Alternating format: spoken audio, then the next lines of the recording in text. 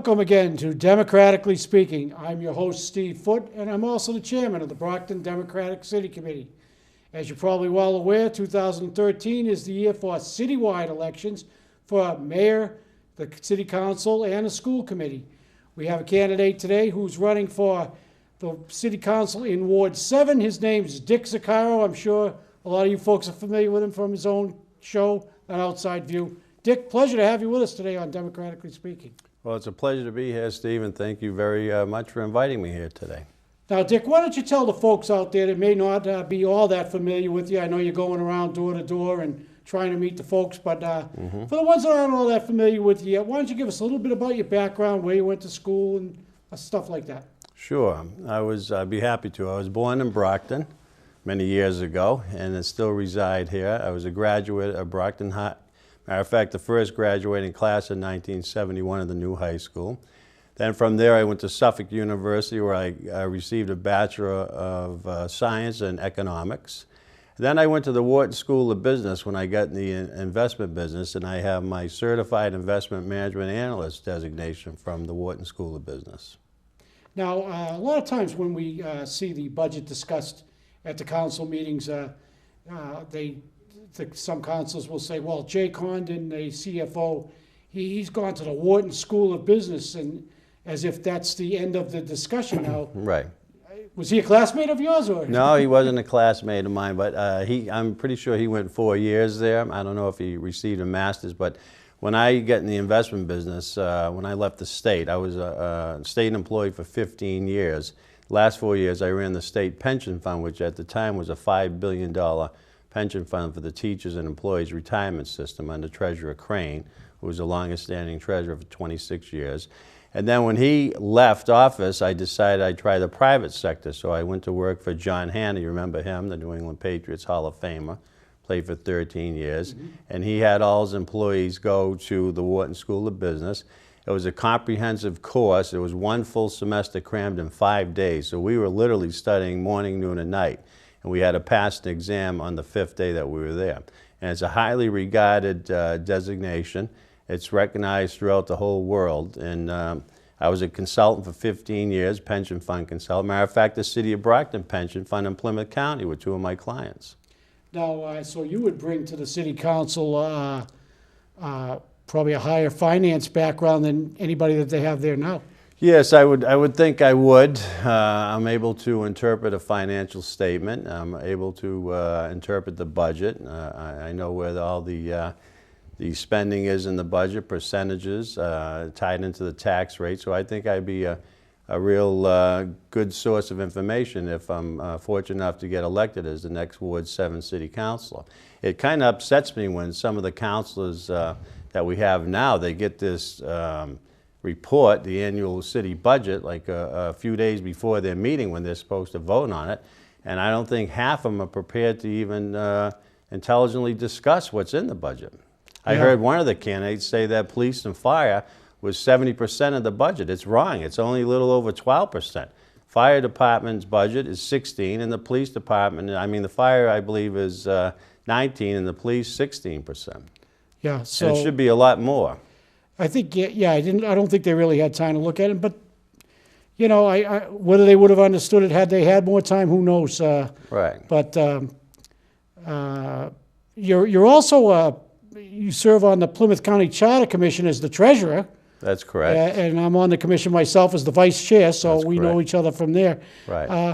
Well, let me get into a little bit about this particular race here in Ward 7. Now, we know Chris McMillan, the current councilor, is running for mayor now, leaving the seat open, as they say.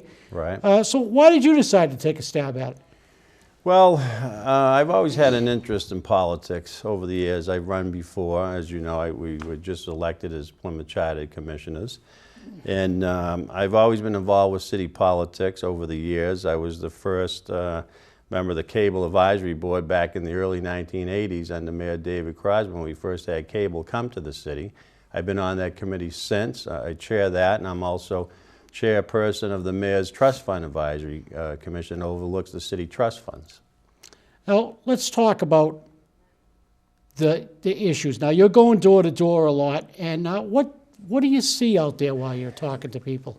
Well, I think that if I could break it down to maybe top three categories that the people are concerned about, I think they're really upset over a high tax rate.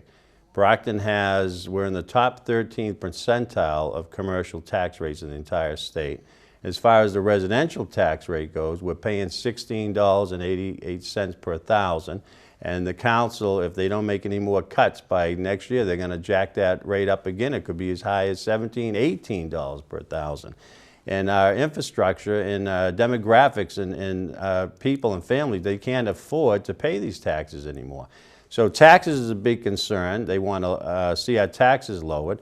Services we're getting in return is a big concern. They're always talking about the streets, how deplorable they are, even though they're fixing up some of the main streets now. And I think the third issue is safety, public safety. We need more police and fire, and it really is disturbing to me when I'm walking these neighborhoods door to door on a Saturday morning at 11 a.m. and I'm dressed appropriately, and I knock at the door, and a lot of residents are afraid to open their doors. They say, we're afraid. What are you going to do about it when you get elected? We need more police on the street. There's too much crime. I mean, they're shooting at policemen. They're shooting at innocent people out there.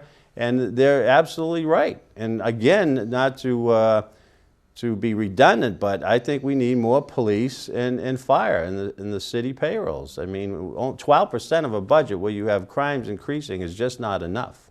Yeah, and that would go back to the taxes, because if the taxes were lower, and by lowering the tax rate, bringing in more business and upping the overall take, if you will, for the city, and that would maybe bring some money in that could be used for those things. Correct. I mean, when you see a company, we grew up in the city, and we used to walk down the Y and play basketball at night, grab a sub afterwards, and walk the streets 10 of 11.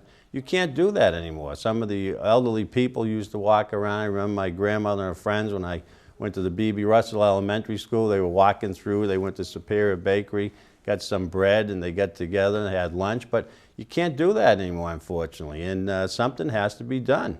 And you're right, the way you grow an infrastructure is you lower tax rates, make it affordable for people who live here.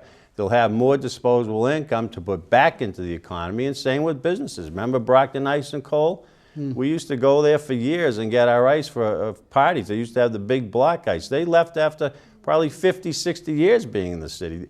They cannot sustain a growing economy with business with those type of taxes that we have. Let's talk a little bit about the downtown now. You're not much older than I am, and so my dad had a business right across the street from us, a house of music, a music store. Right. And like you alluded to earlier, you know, I'd go down there when I was a little kid, help out, and then I'd go across the street to Angie's restaurant. And it was this little diner type restaurant, and I'd get her homemade lasagna special and stuff like that.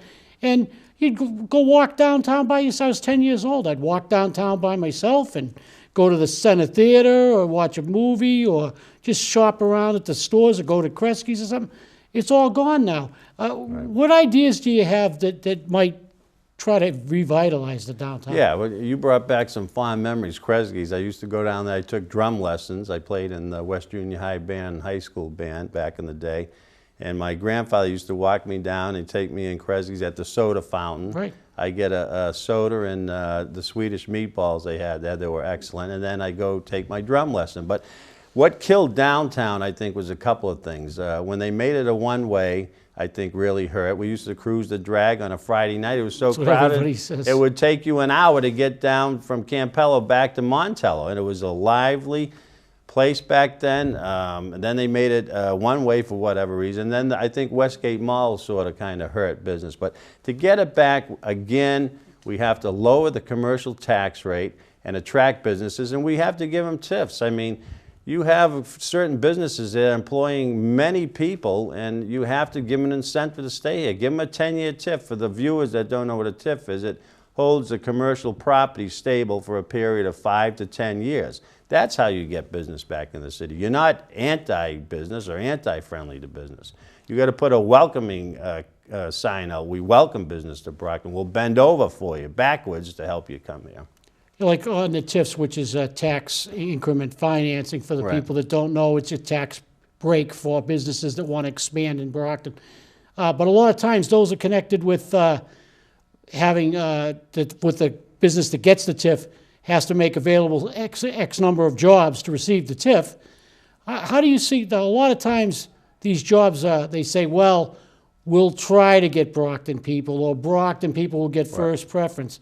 Do you think it should be that Brockton people, that they should have to get people from Brockton? Yes, I would say, well, as long as they're qualified people for that particular job. And I'd like to tell the folks out there that Brockton is a large industrial blue-collar city that's ethnically well diversified, and there's a tremendous labor pool of people here for companies coming in. But I think preferences should be given to Brockton residents, and I firmly believe in the residency requirement that the people resoundingly voted for, and right now they're not enforcing what the people wanted. There are double standards. Some department heads live in the city, other department heads don't have to live in the city, and it's just wrong. And I'm to the point now, if I get elected, I would like to enforce that, and I would maybe even recommend a non-resident tax for people that work for the city that live outside of the city. At least we'll benefit something financially from these individuals. Now that you mentioned the residency, how do you feel about the department heads? Should they have to be residents of Brockton? Absolutely, absolutely. Everyone, the department heads should live in the city, as well as the Department of Public Works and other departments. I think the only exemption right now is school personnel, and I can see that because you're drawing upon a vast group of teachers. We have a lot of schools in the system in the city, so they have an exemption, and they're not part of our retirement system anyway. They're with the state teachers' retirement system. But I mean, as far as the other employees, I absolutely firmly believe they should be residents. It's kind of an insult and a slap in our face that they're going outside the city to get department heads. What are they telling us? That we have 100,000 people and they can't find enough people qualified in this city? A lot of these people would love to work for the city, making good money in retirement benefits and insurance benefits. Let's talk about this this new committee that Councilor Stewart has kind of spearheaded, I guess you could say, about the minimum qualifications for department heads. Right. Well, you remember the council almost unanimously voted 9-1 against minimum qualifications, and my take on that is a lot of these sitting councils have relatives and friends that are serving as department heads. Maybe they're not qualified. Well, ironically, the newspaper reported the other day that the committee is going to be made up of Stewart himself, Jay Condon, the CFO, Maureen Cruz, the personnel director, I guess the mayor, and then somebody that they're bringing in from Harbor One, who we don't know whether they're a resident of Brockton or not either. So. Well, with those names that you just presented me, I mean, as a card player would say, I call that a pretty stacked deck to get across what they want to get across, which would probably still be no minimum qualifications. I love the analogy that if I was going in for brain surgery, God forbid, and I asked my doctor, do you have any minimum qualifications? And he turns to me and says, no, our hospital doesn't require it. I mean, what am I going to do? Go to see him? No way. I'm going to go next door. Yeah. It's absurd. And then that leads into the question of nepotism, which is the preferential treatment and jobs being given to relatives of the current councilors or current city officials. Some people say that it's a big problem. Other people say that, well, if they're qualified, what difference should it make? What do you think? Well, I think in all walks of life, to a certain degree, you're going to have some nepotism.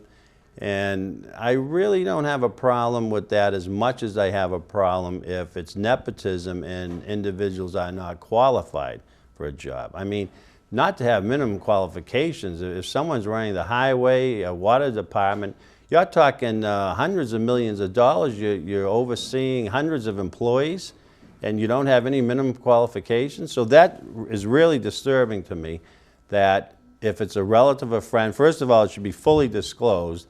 And one of my issues running is I want full transparency for the voters out there. I want them to know where our tax dollars are going, how they're being spent, and this is part of it. They should disclose if they're related to a politician.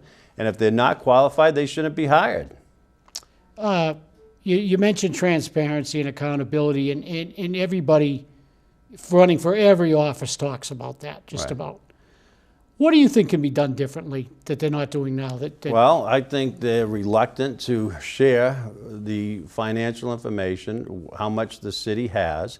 Every budget hearing, there's millions of dollars available sitting in local banks, getting 0.5%, 1% interest at the taxpayer's expense. I always maintain that we have a great bond credit rating, but at the taxpayer's expense. This last budget is a perfect example. The budget was $317 million. The CFO, John Condon, automatically included a 2.5% full tax levy, even though it's allowable under Proposition 2.5. We get 1/3 of the budget revenues from commercial and residential property taxes.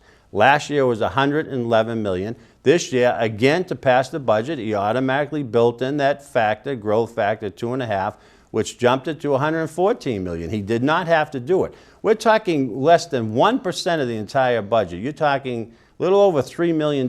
They had $29 million in unrestricted cash. Every year, the CFO is rolling it over for a rainy day fund. Same with the stabilization fund. You have $7.7 million in that. Now, you mean to tell me these councils couldn't vote to take $1.5 million out of that $29 million and another $1.5 million out of the stabilization fund? Now that they're telling me they want it, you know, in case we have a bad winter. Well, we had a surplus last year after the winter. It was a mild winter. Same, now they want to negotiate some of the union contracts with some of that money. That's taxpayers' money. The Department of Revenue only specifies you could have 3% in short-term cash. Do the math.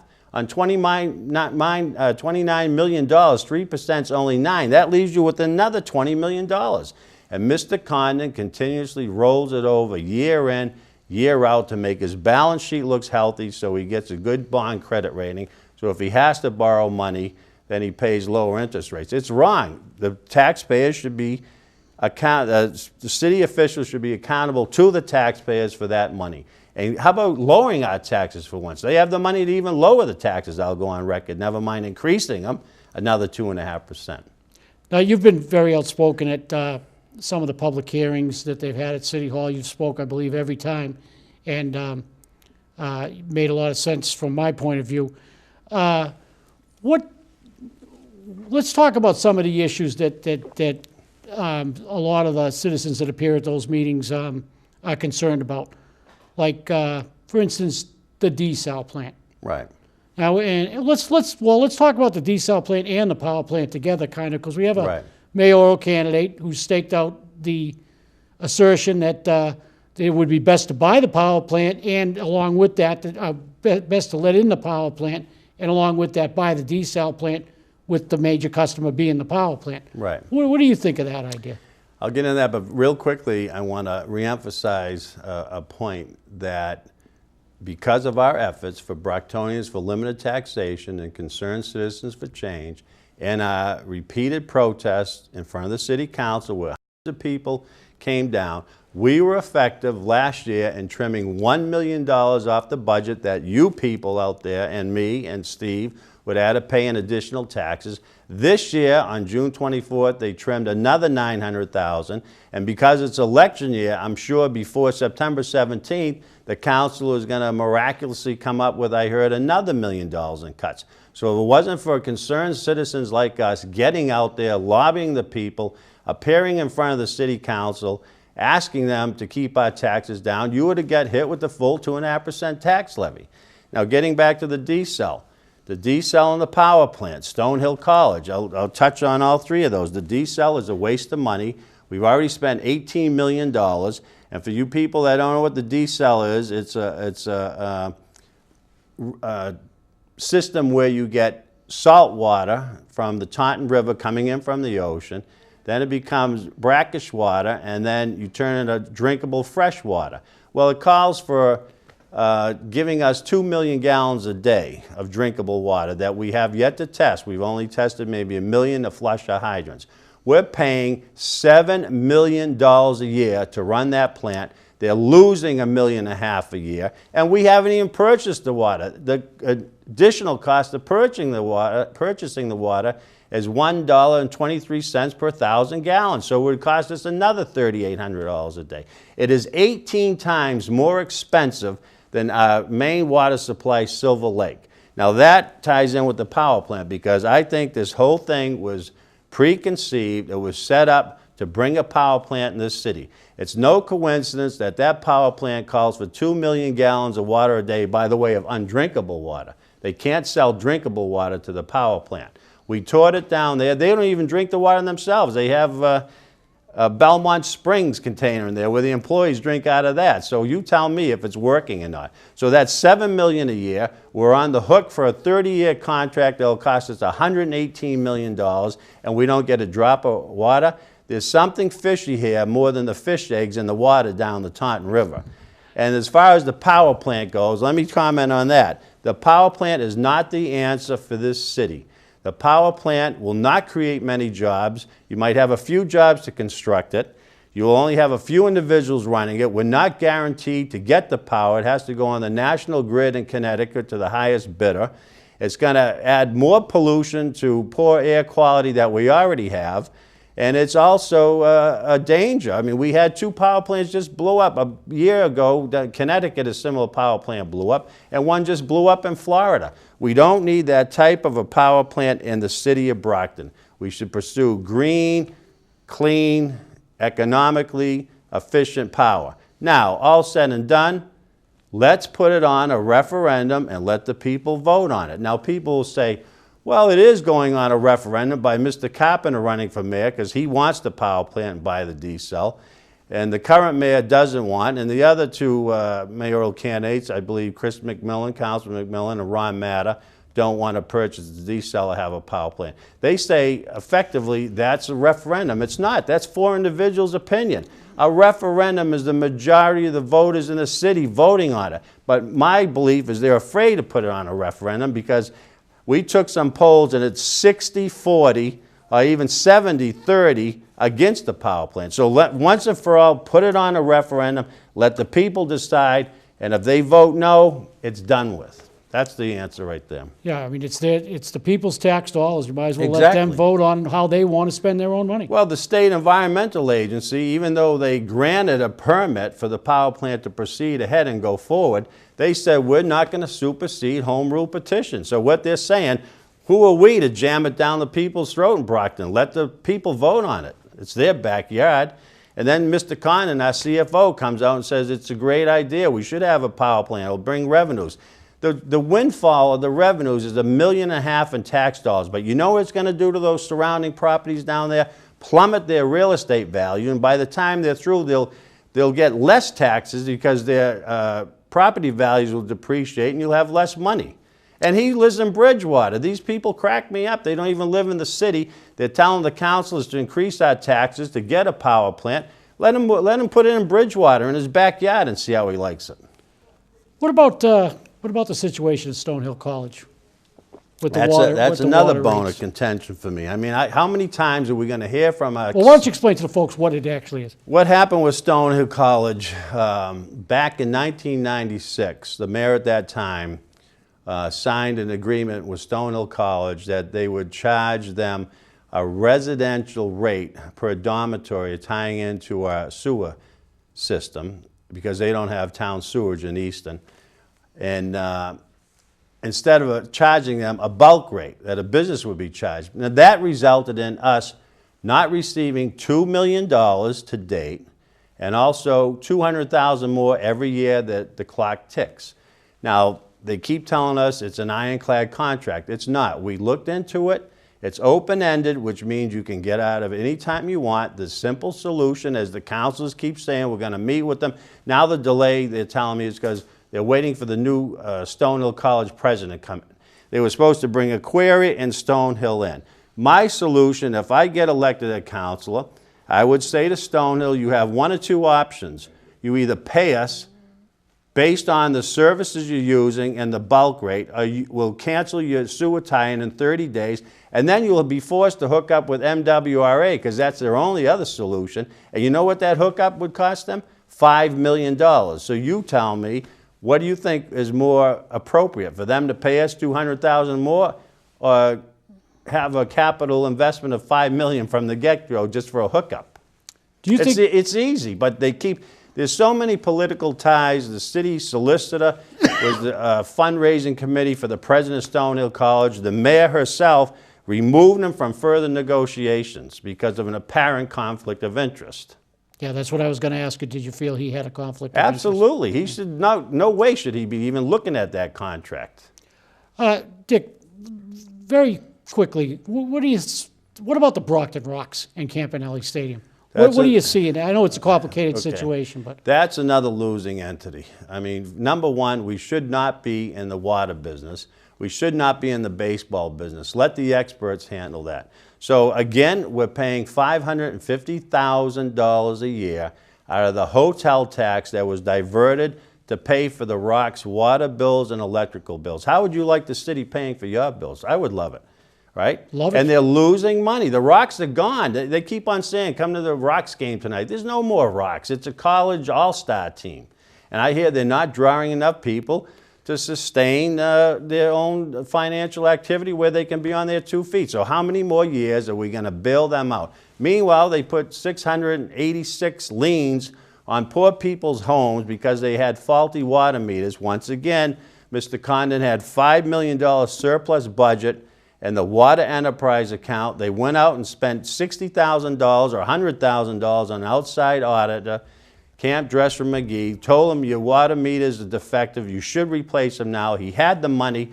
He said they'd take care of it. Instead of investing it on Main Street, he invested it on Wall Street again. And as a result, this whole debacle happened, and the poor people are dragged to court. They can't refinance their homes, taking advantage of low interest rates, and they can't sell their homes until the liens are cleared up. It's not even their fault, but yet they have a large financial educational institution like Stonehill College. By the way, they have $145 million in their endowment fund, and you mean to tell me that they can't pay their fair share to tie in our sewer system? It's an outrage. one of the things that the CFO says, and I've heard them say to defend themselves, is, well, we get audited every year. They audit us every year.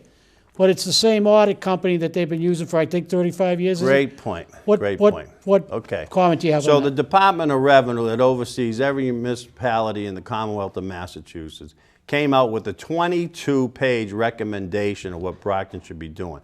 Now let's just touch on the top three things you said. The first thing is they should study the impact of the residency requirement. The second thing was they should have a succession plan, or CFO John Condon, which they haven't done in case he ups and leaves. We have no one to fill his shoes there. And the third thing was what you just brought up. It's unbelievable that they have the same auditor who's a top auditor, but for the same 20 years, all they do, they take the same audit report, charge hundreds of thousands of dollars city, and just change the numbers. People, after a while, get complacent, and we need to see what other services, what other entities, what other companies would be interested in bidding on. Dick, keep them honest. You bring up a lot of good points to the residents of Ward 7 here, and we got about a minute to go. So why don't you tell the folks out in Ward 7, the residents in Ward 7, why they should elect Dick Zaccaro as their next city councilor. And I notice your slogan is, "In search of the truth." Maybe you could expand on that. That's correct. Here it is right here. Here's my political flyer. I'll be seeing you walking door to door. I'm getting nothing but tremendous positive feedback. And my response to you is we need someone like myself in there that has the financial capacity, knowledge, experience, expertise to understand where your hard-earned tax dollars are going. That's where this slogan came up, in search of the truth. Let's get the truth out there where your money's really being spent on. It should be coming back in your pockets for jobs, reduce taxes, to grow our infrastructure, and to get our crime rate reduced in the city as well. Not to special interest groups, not to the rocks, not to the desal plant, not for a power plant, and back in your pockets where it counts. So based on that closing remark, I look forward to seeing you. Appreciate your support on September 17th, the primary, Dick Zaccaro for Ward 7 City Councilor. Our guest today has been Dick Zaccaro. We'd like to thank you for watching Democratically Speaking. And Dick, good luck to you on September 17th. We hope you'll tune in for future editions of Democratically Speaking. Thank you for watching. Thank you.